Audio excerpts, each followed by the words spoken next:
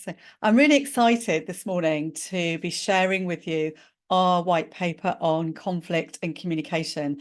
And we're going to be putting a CliftonStrengths, what else, lens onto how we can grapple with these really, really thorny issues. But another lens we're putting onto it is the one of engineering, a space that we spend a lot of our time inhabiting. I'd like to thank you for joining us, and we will be giving you a link to the download the white paper at the end of the webinar and following it up with that at the end too. I just want to express my thanks to Helen Shipton, my colleague, who did the interviews for this piece of work, but also my appreciation for Tessa Olsen, who was one of the mentors who took part in the interviews, who is one of the mentors on the WiBEC mentoring programme from Brunel University, London. Thank you so much for taking time out of your day to join us. I'm just going to jump straight in and start sharing with you some of the high-level findings from the research that we did as we constructed this white paper. The thing that really struck me when we started exploring conflict was the huge impact it has on UK businesses and individuals and managers. It's a huge burden. But it's not just a burden on the individual, it's the fact that it's costing UK PLC £28.5 billion a year, according to ACAS. Really stunning amount of money. And we were catalysed to do this piece of work. We wanted to understand how we could support more of the students on the mentoring programme at Brunel with greater knowledge and really draw some ideas and sort of strategies that managers in engineering use to build high-performing teams, and which is how we set about the piece of work. So not only is it £28.5 billion that UK PLC is losing, but it's the fact that nearly 40% of employees in the UK are experiencing interpersonal conflict each year. It really then made me think, is that really impacting on your team? Is it really performing to the best of its ability? So we invited the mentors on the mentoring programme to participate in some semi-structured interviews. And Jan, sorry, Jan, to just interrupt you. I don't think other people can see your screen. Oh, thank you. Oh, no, I've stopped it. Thank you. Everyone's just politely smiling, but I don't think your screen was showing. I could see your voice wasn't moving. Okay, so that's it. Brilliant. Perfect. So the thing that really struck me as when I started doing this research was the huge cost to UK PLC, £28.5 billion of UK PLC every single year of conflict and mediating with the challenges that are being faced within companies. But it was also the human cost to the individual. And we know from being in those situations ourselves, it's not just the individual or the individuals that are connected into that piece of conflict, but it's the friends, the commuting colleagues, and the families that are impacted, and ripple effect of the stress that is impacted on those individuals. So we set about understanding how we could help the students on the mentoring programme really embrace their career in engineering as future leaders and get the skills and the tools to help them build stronger and better relationships, but ultimately be better engineers. And communication is one of the core UK professional engineering competencies. We need to do things better. So Helen undertook 20 semi-structured interviews with the engineering managers who support the Brunel mentoring programme. We've been providing CliftonStrengths support to both mentors and mentees for the last 10 years of the programme. And it was really interesting to look at the experiences that they were sharing us of conflict, about friction and frustration in the workplace and the challenges. And I really want to share a couple of those with you today. The white paper that we're going to be sending you at the end of this webinar explores the experiences of the engineering managers. And what we found through some of the associated data that we found, and this was mirrored with the stories from those engineers, almost half of the UK workforce is facing conflict each year, that it's costing £28.5 billion, and that engineers seem to be more susceptible when conflict rises in the workplace. And one of the reasons for that is around the level of emotion that gets involved in a conflict. Engineers pride themselves on being logical thinkers and unemotional, able to look at the facts and the figures around any given situation. What happens when an engineer isn't wired to be just like that? How much extra burden does that place on them? But also we heard about that core professional skills aren't being taught or facilitated within the engineering student population. That was echoed in a call I dialed into with the Royal Academy of Engineering last night, looking at future skills for engineers. We heard from several mentors about the presence of strong egos, people who want to get greater airtime in a team, people who seem to like the sound of their own voice, a real lack of listening skills. Most of us are born able to listen. Nobody ever teaches us how to listen deeper. Maybe you've come across Otto Sharma or Oscar Trimboli's frameworks. I really commend them to you. But if not, those are the things that we teach in our workshops, building high performance teams. But also we heard about how confidence can spill out and intimidate others and make the quieter, more shy, reserved people on a team feel less worthy, and their self-esteem starts to kind of like really nosedive until they're really not able to do what they need to do. Maybe they just end up leaving. What a waste of talent to you, but also to the engineering profession, potentially. So we know that life can be a rocky road. It's not always smooth. I love the image about the mountain biking and how I know several people who've come a cropper big time by not being able to navigate all the lumps along the way. You know, each of us is unique, and so the journey and the path through any given experience is really, really different. And some of us are more highly emotional, we don't appreciate that we are, but when we have a language that helps us to talk about what makes us unique, how we're wired, it starts helping us to fine tune, a bit like a graphic equalizer. Some characteristics at times we can tune up, and others we need to tune down. We love having a language here at Catalytic that we can help spread the magic and help people to unlock how they can be their very best. And those of us you who know us know that the tool of choice for us is CliftonStrengths. It's something that's really resonated with the mentors, perhaps because they've chosen to be mentors. We find that they intrinsically have a sense of who they are, but they really have a sense of how they can help other people be their best. A couple of the things that people told us that cause conflict can be put into two different groups. We did a bit of thematic analysis, of course, on the interviews and responses they gave us. And there's two groups of conflict types. The relational ones, about people who are just wired differently, people who have factual-based conversations, who like the numbers and the data, and just get drilled down with more and more questions, compared to people who've got different sets of values and beliefs, or get to know people because they're big thinkers, or just because they're innately interested in the individuals and how what things work for them. So being able to understand the personal filters helps us to manage our relations with other people.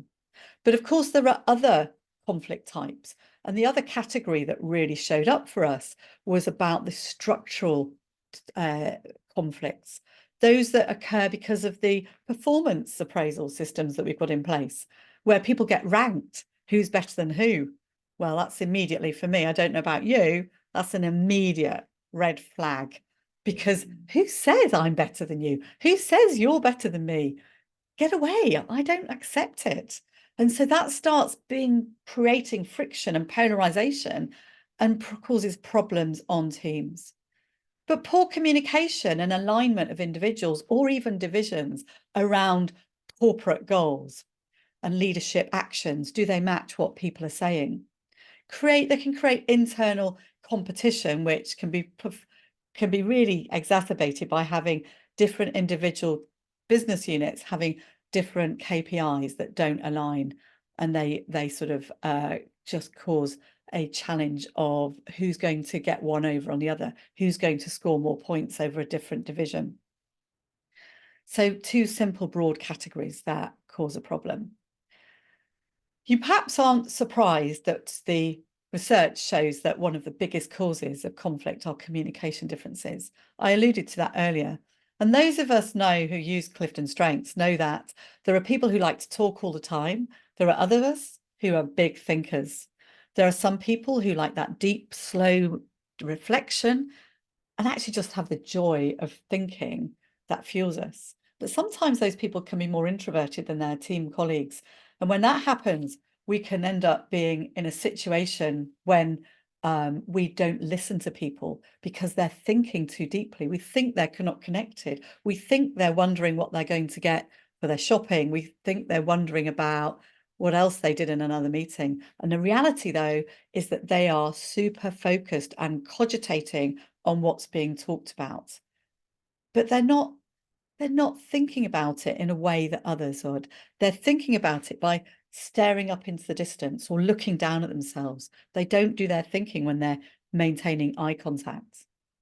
So the communication piece that really came out of the interviews really is what catalyzed us to think about taking the research and turning it into a few slides and case studies and turning it into a potentially much wider white paper, which is, of course, why we're here today.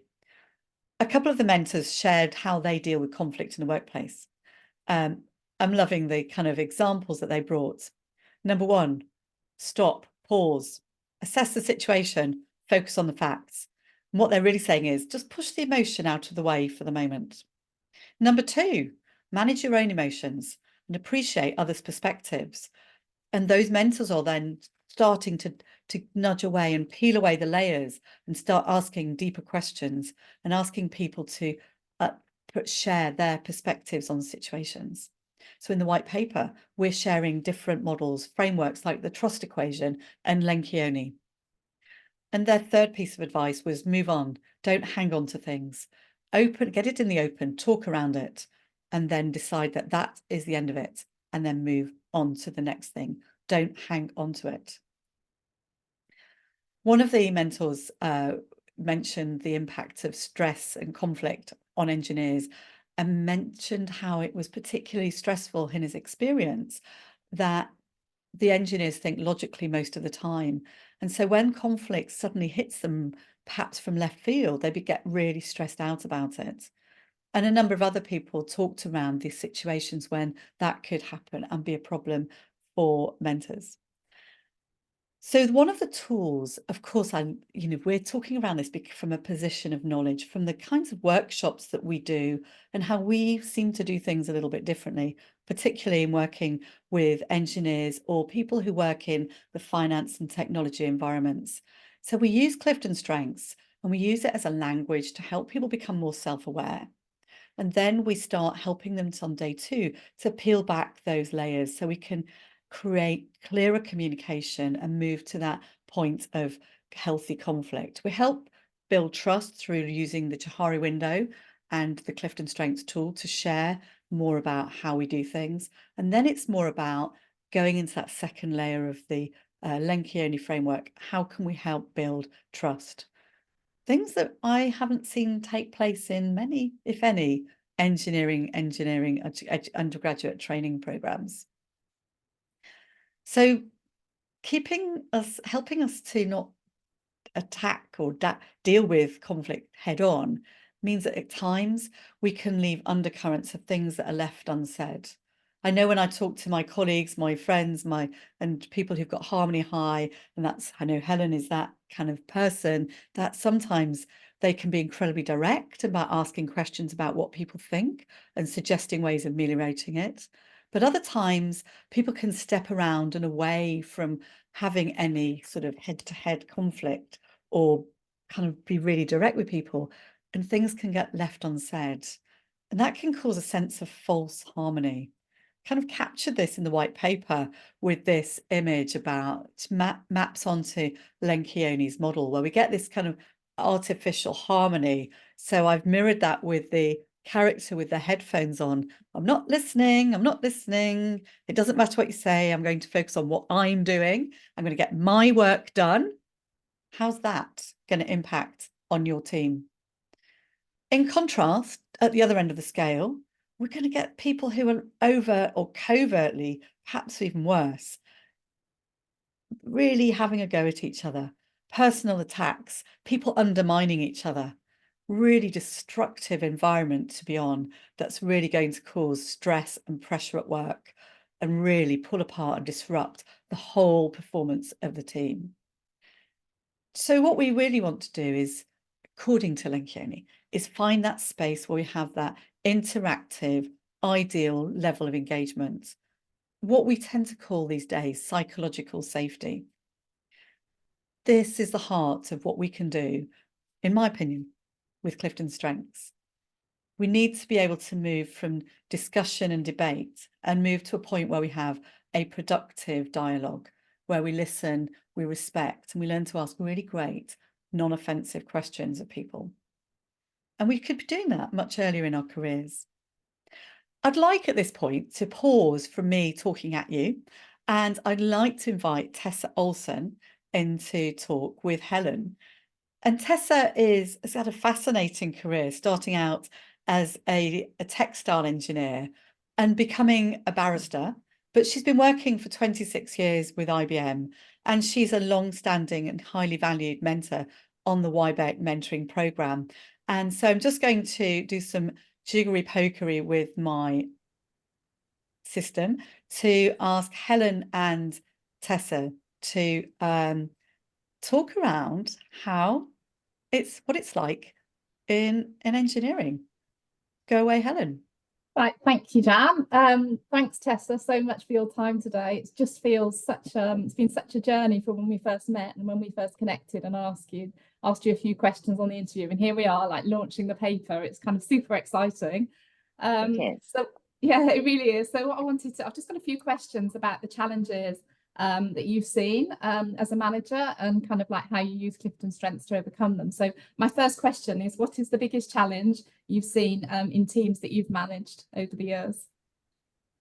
I think it's the diverse nature, because as you said, most of my team are highly technical, highly intelligent, and lots of different ideas. And it's very important to get all of those ideas out in a mutual, trusted, safe environment, because that's where the creativity comes. Absolutely. But there's work to be done for that, because you've got to get in behind each person, figure out what they're about to bring that team together. So that's always a challenge at the beginning. It's never ever smooth, but that's the joy for me, bringing that all together. Yeah. So if I look at your CliftonStrengths, you have relator, arranger, individualization, adaptability, and learner. So 3 of those are relationship themes, which I'm interested to know if you use these themes at all when you're connecting with people and helping people move forward within your projects, etc. I think inherently, because I know of them, I know what mine are, I'm aware of them, and I'm also aware of me and my responsibility to that team. So whilst I wouldn't necessarily sit them down and say, it's this, no, you're in a particular category, I think the way I interact with my team is inherently CliftonStrengths. And in teaching them or helping them to find themselves and to pass on to others, hopefully they're inherently passing it on as well. So would you say it's about building trust with people in the team so that you feel that they're being the best form of themselves? Absolutely.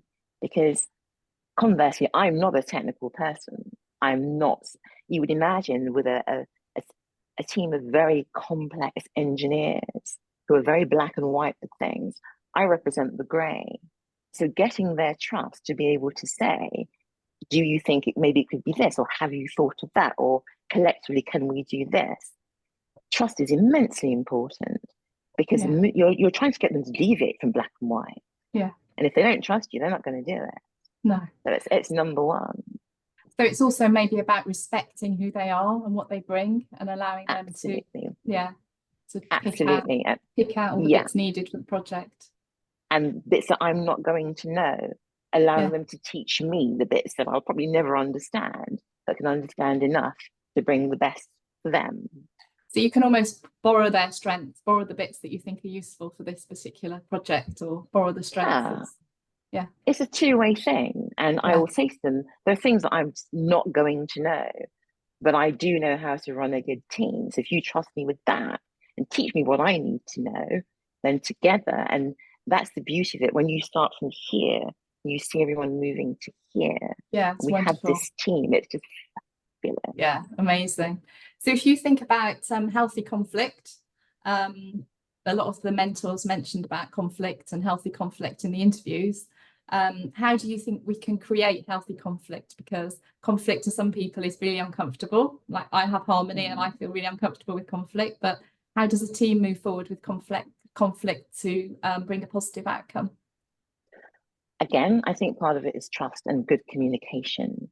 I think conflict is healthy if it's done in a respectful way. It brings the best creativity in teams that I've been involved with, the mentees that I've been involved with, helping them to understand how fabulous they are and what they need and what their outcomes are, why they're doing things, and why they may think in a certain way, or maybe how they can think in a slightly different way. Yeah. But life is about conflict. Life is going to be things that you don't like, that you don't understand. And knowing that, knowing how you then navigate through that.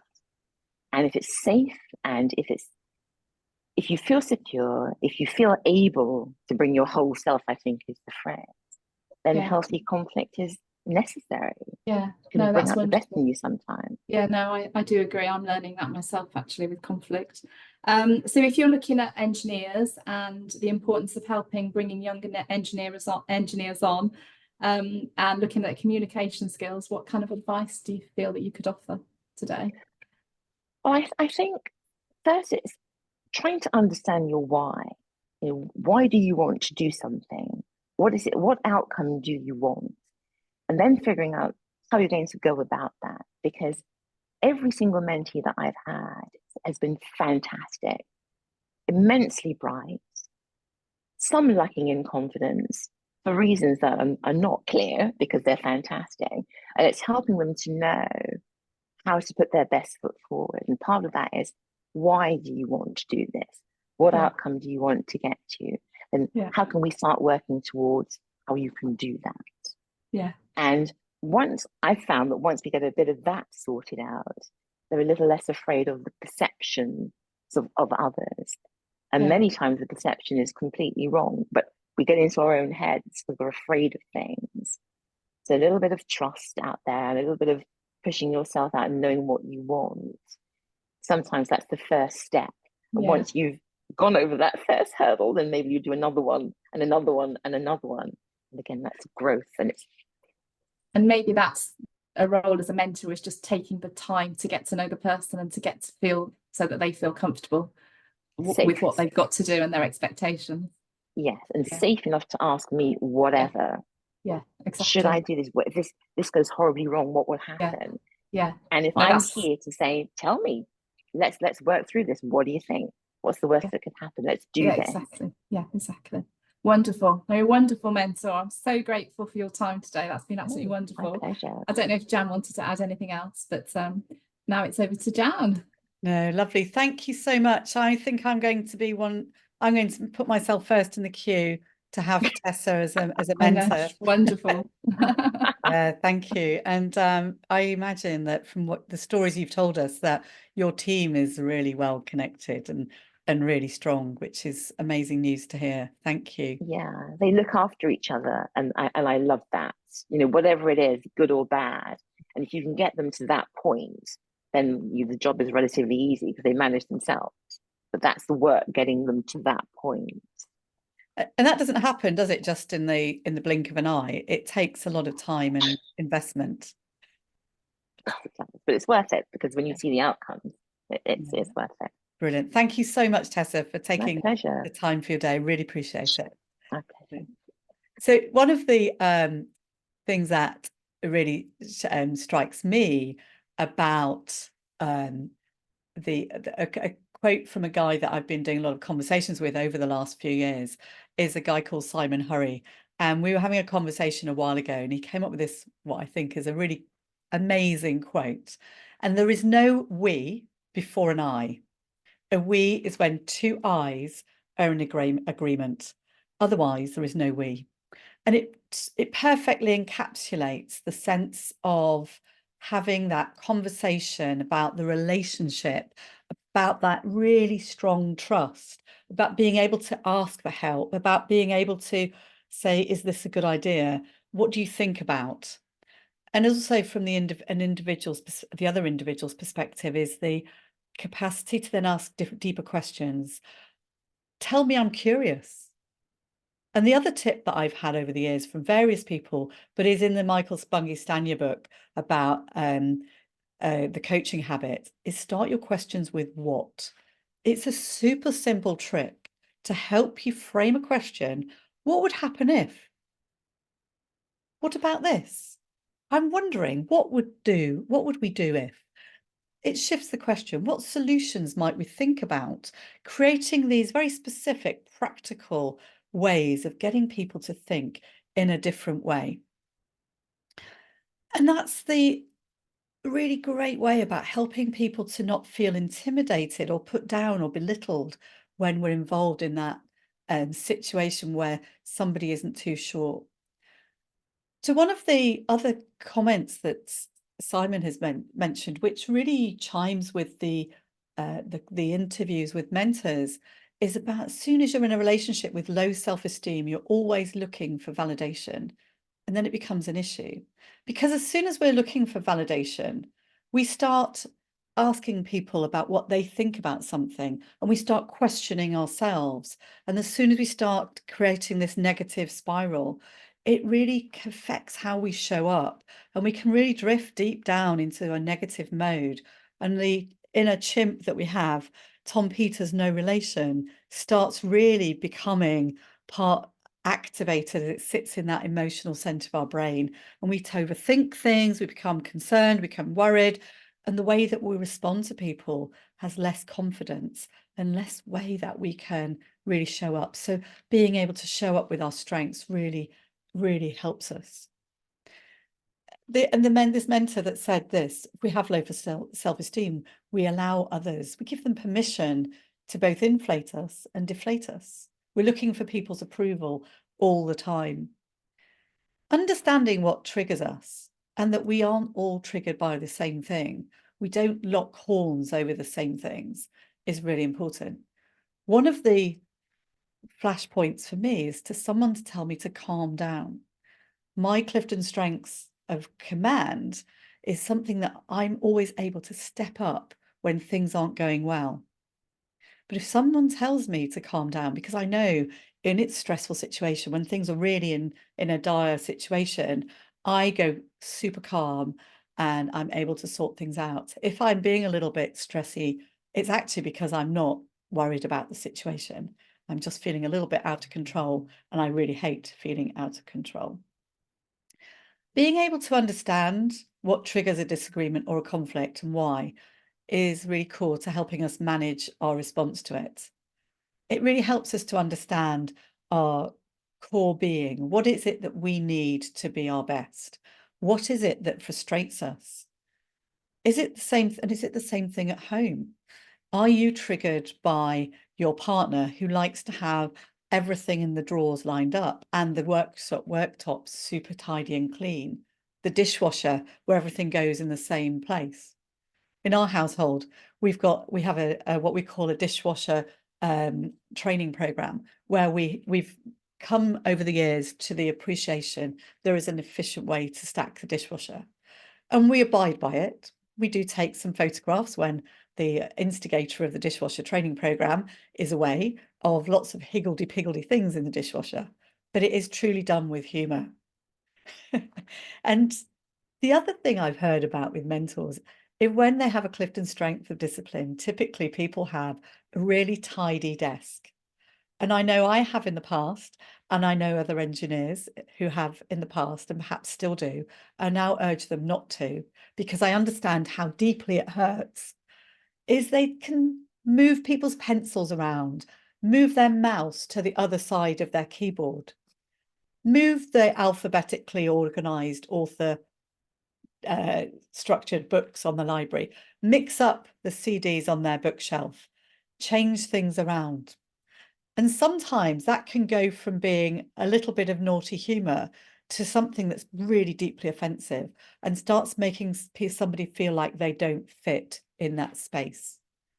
If we're able to have a language and a vocabulary that helps us understand why we're ruffled, why it's upsetting us, then we can move to the points at which Tessa talked about, where we're having a more open and less gritty conversation.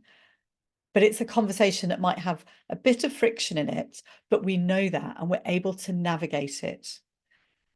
So an individual, when you know what your boundaries are, when you know where the edge of the red carpet is, perhaps, or that the rope that's strung up on this red carpet, when you know when the boundaries are being reached and where they are, it helps you to think about talking around them. It might be your core values. It may be that I've disappeared from the screen share. Oh, curious. Oh well, hey ho, I'm not there. That's You've got lost in the screen. You disappeared. well, I'm still here, loud and clear, loud and clear.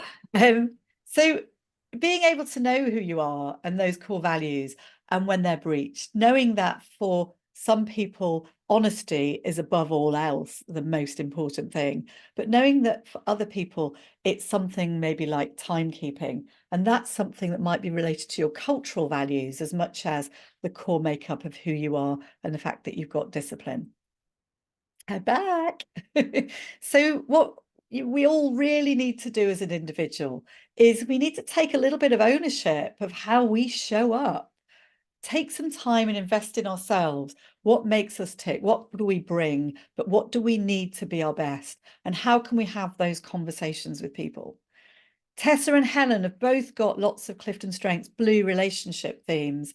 Mine don't appear till sort of early teens.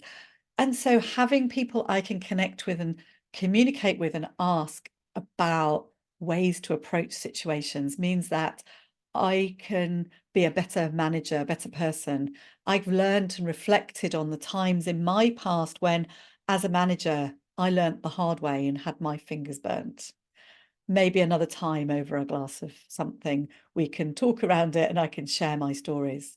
But taking some ownership to know who we are means we know how we show up. It means that we know when we're being a little bit loud, when we're appearing to have an ego, when in terms of the trust conversation, we're appearing to be a little bit more self-interested, in which case our trust is going to be torpedoed. But knowing that means that we can then add that onto a filter. We can talk about it, but it helps us then to appreciate others more in a greater way.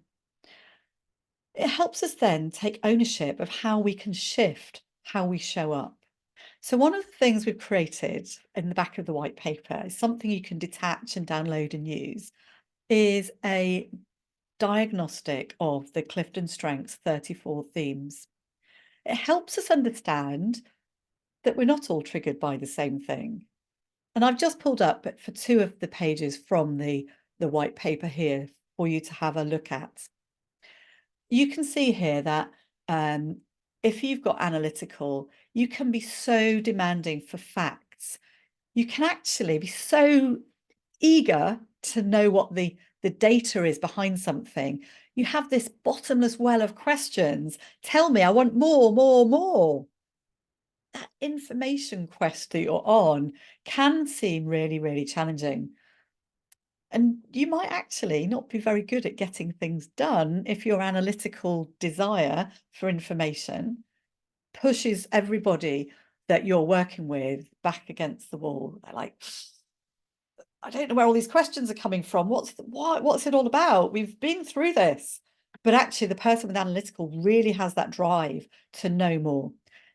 For the majority, though, it's actually about a quest and a curiosity. So if you know that you are, and you probably were doing this as a kid, just why? Some few little tinkers and tweaks that you can do. It's a little bit like getting the fuel mix or the oxygen right in your engine. You don't need to change who you are. Don't try and get rid of your core innate quest for information. Tinker it, tweak it. Try this. Preface your questions with a sense of curiosity, not criticism. Perhaps you hadn't even realised that everyone else sitting around the table, especially if they've got lots of blue relationship themes like Tessa and Helen, are feeling really unnerved by this sort of individual sitting across the table, firing questions at them. Or even someone like me, who's got lots of CliftonStrengths orange influencing themes, I start feeling my confidence draining away, crawling out the door. So tell me, I'm curious. Start with what? Start just being more gentle in the questioning. Hey, that's really interesting. I'm fascinated. How is that going to impact on how we go about doing things? Speak to other people's desire to get things done and not waste time asking questions. I'm going to pick a couple of others. If anybody's knows their CliftonStrengths, put them in the chat and I'll try and give you a sense of where you can chip into your CliftonStrengths. And this is really the core of how you can use your strengths to build trust, to communicate who you are and reduce the level of conflict. Take it away from those sort of outside points where you might have those unhealthy conflict spaces where you've got people with their headphones on because they've realized you're communicating on a completely different wavelength, where people are not biting and sniping at each other. So how can you then use the knowledge of CliftonStrengths to help you to have a more constructive, powerful conversation where people understand who you are? So your Johari window, known about me, is bigger. About you, other people know about you. They know where you're coming from. They know that you have an aligned goal. So another one, so somebody's asking about competition. Amelia, great, thanks for the questions. Well, I'll talk ideation for you. Okay, so if you've got ideation high in your CliftonStrengths profile, you might be in the meeting where you've moved to a point where it's really the chips are down and it's about delivery. So when you've got ideation, you'll always be coming up with new ideas. It's a time perhaps to put your ideation into a box and then take the slide for the presentation and make that about what we could do next, what's coming after this project, what are the key things that we'd created in it, which were the best ideas that we came up with. So rather than just being about always creating new ideas, it's about appreciating that practicality sometimes trumps creativity and that deeper thinking is needed. So draw on your other strengths or reach out to your colleagues for better strengths too.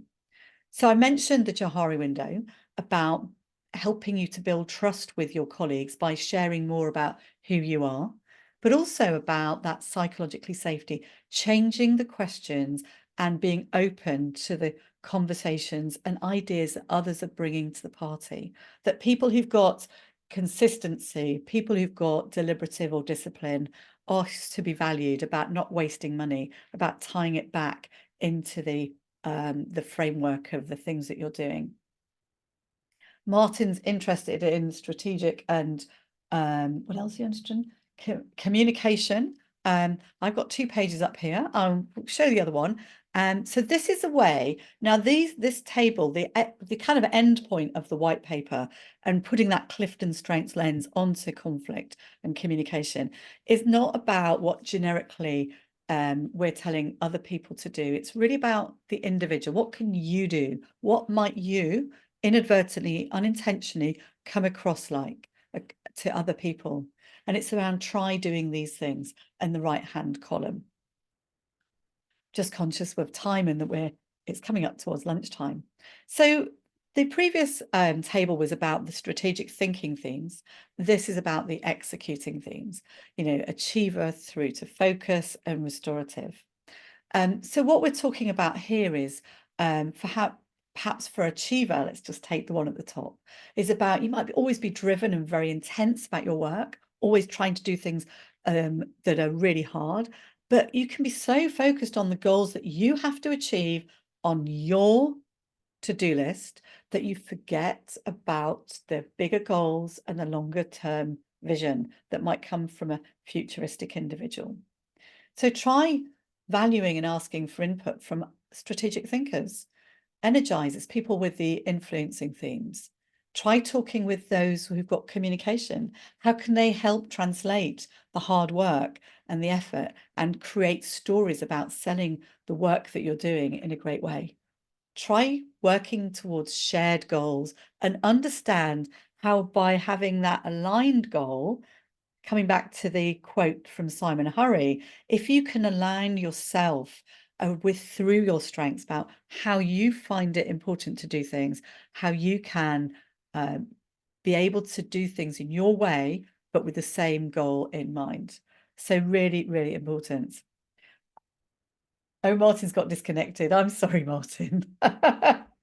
I'm just getting the strengths that are pinging through my word. So it was just funny. As soon as you mentioned my name, that was it. I got disconnected, and it was like you might have just gone, well, he's gone now. He's mentioned his name. There you go. That'll be your ideation going and your strategic thinking. What, did I miss something? Should I have been talking? Yeah, that's right.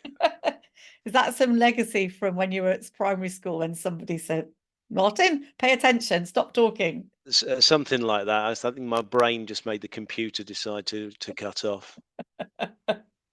Amazing, isn't it? And so Helen's saying, what about relators? So relator is very much about that one-to-one conversation, deep bit trust with individuals. And I would say to relators is about take a little bit of time to get to know other people, but have a look at your own Johari window profile. Really important tool to use for people with relator is about how much do you share about who you are? How much do your colleagues feel that they trust you? So the kinds of things that we do, I mentioned earlier on, we do have a workshop to help build and deepen the understanding of trust and psychological safety within teams. And we use CliftonStrengths as our primary tool to help that be achieved. So that we can ensure that we grow communication that moves us closer, ever closer to that point of having healthy conflict that Tessa talked about. So Helen's got a couple of links, I think, to put into the chat if she hasn't done already. And I know that lunchtime is galloping up on us. So I'm just going to leave you with that link. If you fancied having a conversation a little bit more, you've got some questions that we haven't answered. The QR code there on the left is direct into my calendar, so you'll be able to book a call to have a chat. And we also run a CliftonStrengths Jam once a month if you want to talk about strengths. And no agenda, no sales. It's just an opportunity to talk CliftonStrengths. So the white paper link is available it's going to be available to download, and we would really appreciate your feedback on it. Have we hit the mark? Is it useful? What have you got in terms of more questions? And we will be posting a few more pieces probably on LinkedIn, and I think I've done a blog on it before I went away to the Gallup Clifton Strengths Summit recently. So the what else Helen, what else have I not mentioned that I need to mention? We've covered everything. It was just the launch of the paper, how wonderful it is and how grateful we are to everybody for all their involvement. And it's like it's like live, it's like go and read it, spread it, send show it to everybody. Start living your life, living your life that way. Did Giselle want to add anything? Because we kind of offered it we did it through the Brunel mentors. I didn't know whether Giselle wanted to say a word. Oh, thank you for asking. What a wonderful, wonderful time just to totally reflect on communication. I've got so many notes. So personally, I found this really, really interesting just to step back and really looking forward to that chart and just understanding how I appear to others. But yes, a huge thank you to Jan and Helen for showcasing WiBEC, which we know is an incredible community. And Tessa, you are amazing. I want to be on your team. I really want to be. We all do. such a wonderful piece of work, and I'm really hoping that this can then be looked at in terms of the learning for the undergraduates and, you know, for those young adults, because if you can learn and understand how to communicate and using your strengths, that is so powerful. So thank you, and we will be sharing right across Brunel and out there on LinkedIn. But thank you for all your hard work. Wonderful. Brilliant. Thank you so much, Giselle. I mean, it's been brilliant to be part of the WiBEC mentoring program. I can't believe it's been going for 10 years and you've brought so many amazing people together.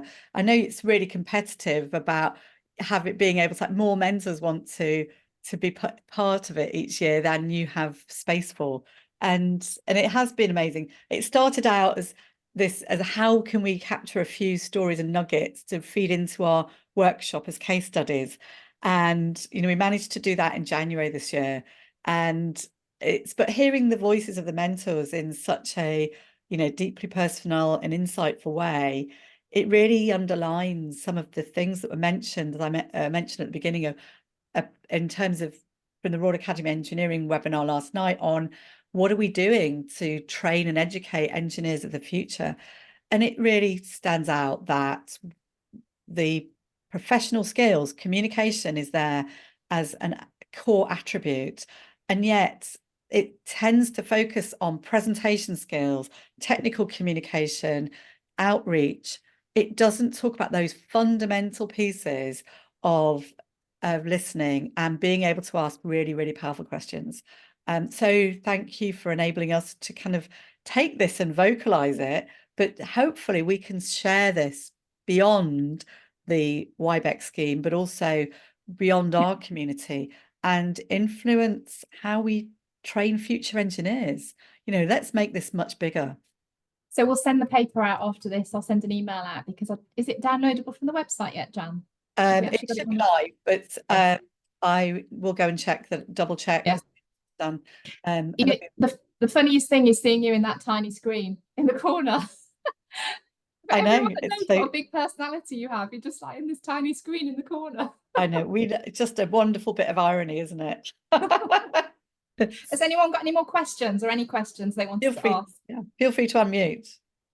Yeah, if anyone wants to, any thoughts, Martin, have you got any comments? I know we've got a few people. Phil, is Phil there? Did he want to make any comments? It's been interesting. It's been interesting listening to this. I work in an engineering company, but not an engineer. I'm currently trying to bring CliftonStrengths into the company. So I work for JCB, you'll know as a Big Yellow Diggers. We actually make in the plant that I work in, we make tractors and wheel loading shovels, so stuff that's used for agriculture and construction. It's actually the engineers who are least likely to opt into actually understanding their strengths. So I've started to introduce it into my plant fairly recently. Oh, wonderful. How's it gone down? Has it gone down well? It's gone very, very well in terms of the people who have. So I've really just started with. The intent is to do 3 workshops. So workshop 1 is just about why strengths. What are you doing? And here's the introduction to it. And then the second workshop is, okay, let's discover more about your strengths. So I'm a CliftonStrengths certified coach.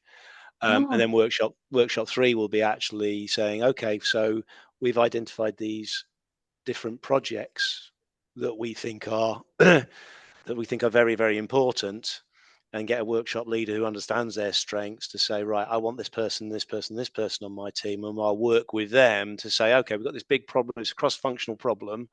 How are we going to use all the different talents that people have got to how are we going to use the different talents to solve that particular problem? You need Tessa.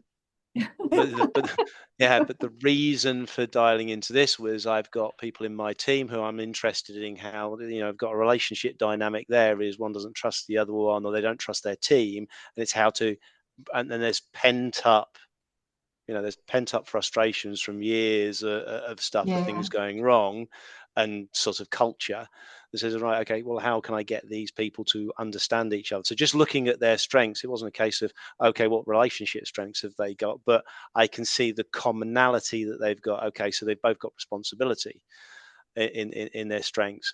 One of them has restorative and the other one doesn't. So if I can say to them, look, you know, we're trying to tackle this situation, this is how you're seeing the world, this person may see exactly the same thing or see it differently, but for exactly the same lens that you've got, in that, but they've both got responsibility. But this person's got restorative, okay, and this Yeah, person's going to say, well, this is how we can fix it, which is probably going to satisfy you. So just thinking that from myself, was thinking, right, how can I use this in the conversation I've got with them today? Because I need to bash their heads together. And it's not going to be a typical just get on with it. Yeah. Yeah. It's, well, how do I get them to recognize they've got some strengths in common and some strengths that are complementary to help them get over that years Yeah.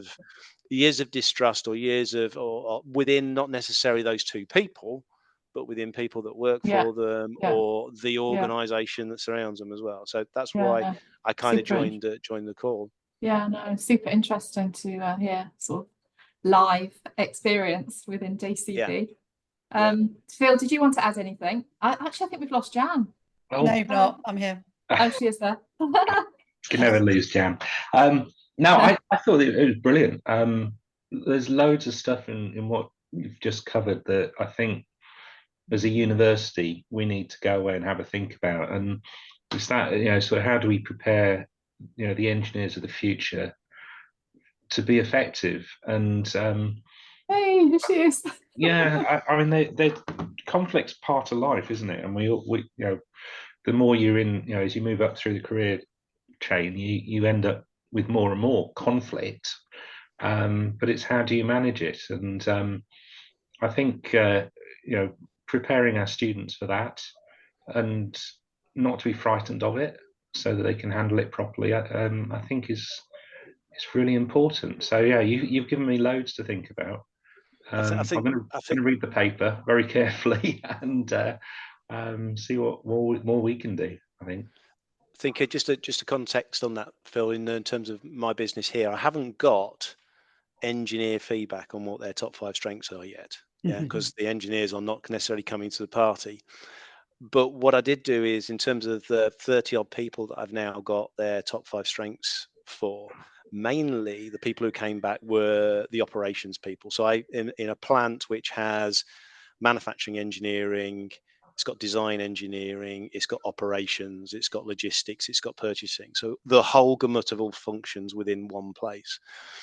And looking at the operations people, you would expect them to be highly on the executing themes.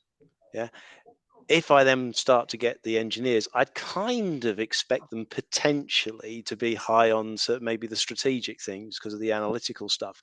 And it's that dichotomy of, you know, I've got operations who want to get and do stuff, to an engineer's going, I'm thinking about things, and they got the operation going, I need it done now. And you go, well, I need to kind of think about it. No, you don't understand. You are stopping production. And that conflict between functions, not necessarily, is that how, you know, how would engineers cope with that, and how do they relate to their operations colleagues? That's one lens that I've got, and how conflict can arise within a manufacturing facility, say. I think we've done so many of the workshops, and I've probably introduced coming up 4,000 plus engineers to CliftonStrengths. And one of the things I think it's acceptable is that it's it's a research based, which you'll know from doing your certification, and it's got that evidence, and it doesn't try and put anybody in a box. It gives people a vocabulary that helps them nuance who they really are. I mean, some people love the way Gallup phrase it as the DNA of who you are. And having a science engineering background, I find that, but okay. So, but it is around that, tweaking it. And so we found it really useful at UCL. We've been using it. I've introduced it into the undergraduate program some 10, 12 years ago, but really loving using it with PhD students at the moment. And again, it is about that, not being labelled, because engineers don't like to be told there's something wrong with them, and they don't want to be told how to fix problems. I just see this as another tool in their toolkits. And so I think and the power comes from it's that being that nuance, and how when I with the undergraduate programs, unfortunately nobody ever completed. I'm recording this. So we didn't ever get around to doing the ethics piece for a research paper looking at how many of the engineers in which department or as a whole were they different. And so we didn't do the research paper, and we've not really done the analysis because there wasn't a research paper bit coming out of it. But what we did notice going around all the workshops is that in biochemical engineering, for example, the people in there were really, there was loads more communication and relationship themes, but the only department that had slightly more strategic thinking executors was in electronics.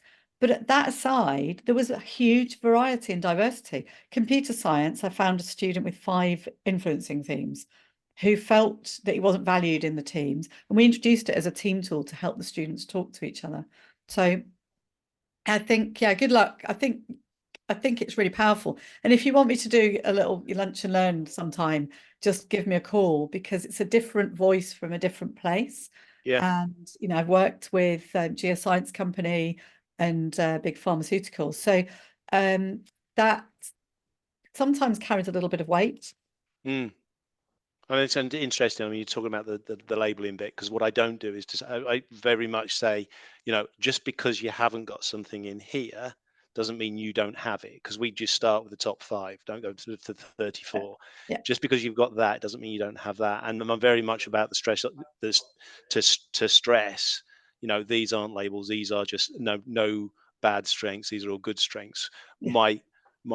My observation from the group that I've got most of it from is they're all in that executing and all in that, the operations. There's a lot of it, but it doesn't mean they haven't got stuff everywhere else. Yeah. But they're starting to appreciate each other in their own sort of their teams as well, their colleagues. So one of the things I say to the PhD students is that Gallup think they've got this hugely sophisticated algorithm, but all they're really doing is helping you put 34 words in order of the ones that you can use to describe yourself. And then they laugh. And I went to chat.GPT or Copilot, and I said, help me explain the likelihood of finding 2 people with all 34 CliftonStrengths in the same, for you and I to have the same full profile.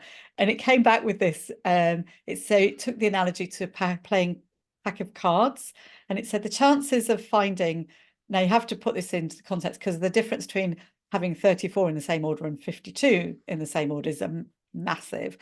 But it said the chance of finding 2 people standing next to each other with a deck of cards and having all cards in the same order, there are more atoms on planet Earth.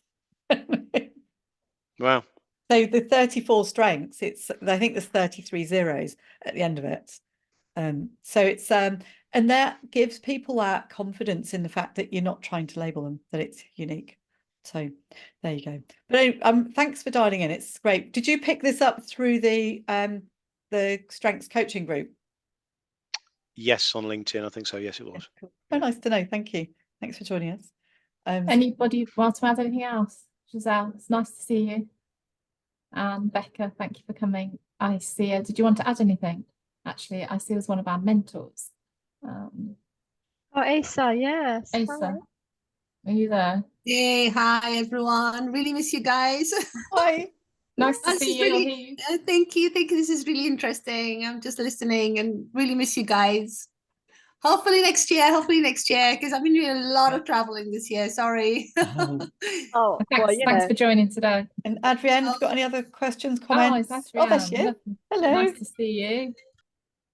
Well, no, as I said to Helen in the chat, conflict has come up with my mentees, and sometimes, and even within my business, sometimes you could sometimes it's easier to negotiate with pirates than with with some member of staff. So yeah, it's I think the phrase is that there are always going to be people who know everything really well, and no amount of stepping back and reflecting will will help you resolve a conflict with them. So, and then of course there's all this of women engineering and still the bias, whether it's conscious or unconscious, is difficult to resolve just in this very simplistic way of resolving conflict. You know, this cultural changes we need to get to that point where we have those cultural changes. So yeah, it's interesting, but I'm not sure when you have different level of maturity and understanding, it's as simple as how you described it. But I'm guessing the audience for this is very different from, you know, operators and forklift truck drivers, etc. But then, you know, sometimes people can just simply have realized that other people have got a different perspective than you have. But it does take time and effort to really understand why their perspective is different and that you've actually got any agency over making that difference. So for me, I think I would love to know that other people, not just like, you know, qualified graduates, can appreciate it. But like I said at the very beginning, that we don't get taught to listen or ask good questions. We either get told off and told to shut up for asking too many, which in itself squashes somebody's strengths, or listening, we're told to do active listening, which involves eye contact and nodding our head. And some people don't listen well when they're looking at somebody. They need to be focused and zoned out to really let their ears listen. But having a framework for intentional listening is something we should be teaching, and we should be teaching it so much earlier. And, you know, even at school, we should be looking not just at active listening, because nodding your head doesn't provide you with any more information. And we need to get people out of their heads to get them out of those biases that they're in there, and just deal with who's in front of them. So anyway, I would like to just wrap up and thank you that Helen's just told me to round it up. Tell someone with self-assurance to round it up because they're already doing it. So thank you for joining us and taking the time out of your diaries. Thank you again, Giselle, for enabling us to do this and investing the time and energy in actually talking with all the mentors. And I'm hopeful that it will transform into something deeper in future years. And have a fabulous weekend. Enjoy the summer, and you know, let's get stronger. We are unique. Thank you, Jan and Yeah. Helen. You're You're very brilliant. welcome. Thank Thank you. Thank you. Bye. Bye. You.